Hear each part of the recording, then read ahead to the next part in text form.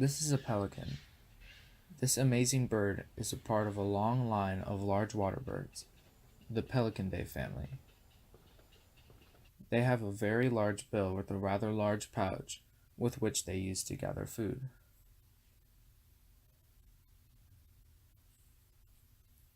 This water bird then dives from great heights and crashes into the water, only seconds later to emerge with a mouthful of what will eventually become its dinner.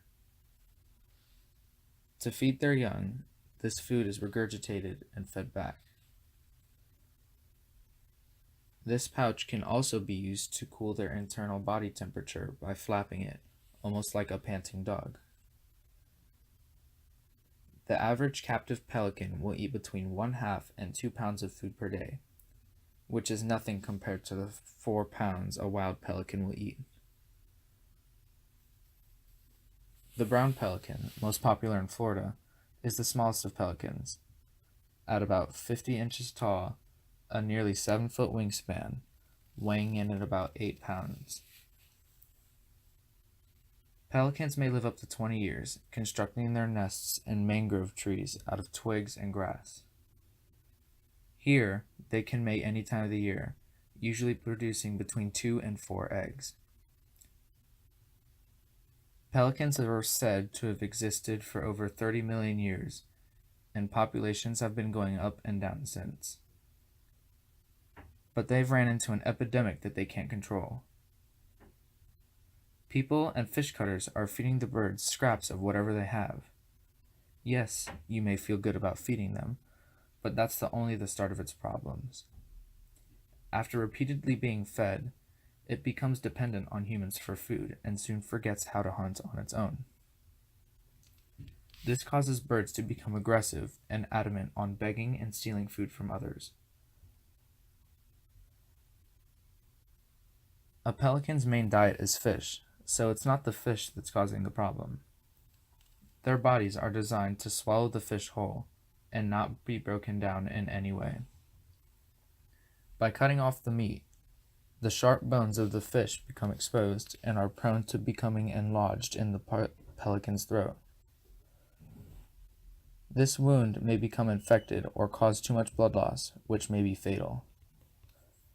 The worst consequence of feeding pelicans is that pelicans then start perching around popular fishing docks. While a fisherman reels in a catch, a pelican may assume it's just a swimming fish and dive down in an attempt to eat it. This then causes the hook to become enlarged into either its throat or the sac below its bill and tear it, rendering it handicapped from eating properly. Upon arrival at a clinic, the bird undergoes emergency surgery in order to put it back together. Now, who would want to do that to these poor innocent birds? For decades now, these birds have been going through a lot, including taking a spot on the endangered species list in 1970. But the solution starts with you. It's the little things that count. When you're handling food, don't feed any of the birds, even if they beg.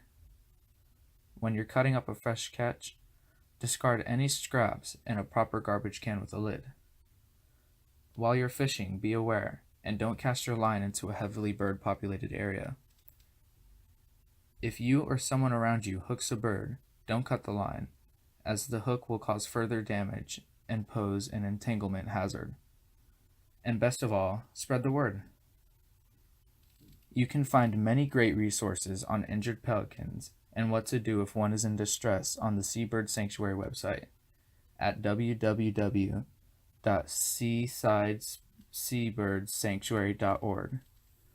With your help and the cooperation, less birds will have to end up in sanctuaries and instead be readily available at your local beach.